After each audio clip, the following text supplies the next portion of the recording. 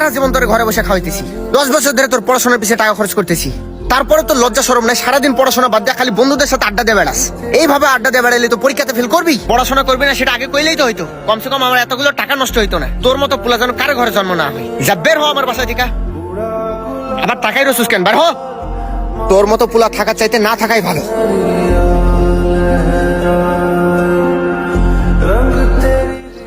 কিরে তুই বলে পরীক্ষায় ফেল করছস? তোরে দিয়ে ইচ্ছেতে ভালো কি বার হইব? পড়ালেখা তো আর তোর দ্বারা হইব না। তুই থাক, তোর সাথে চলে আমার নিজেরও মানিজ্যটা খোয়াইতে চাই না।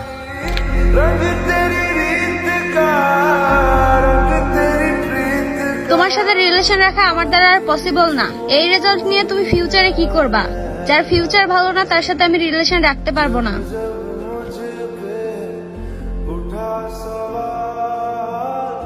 নিশ্চয় আল্লাহ যা করে ভালোর জন্যই করে।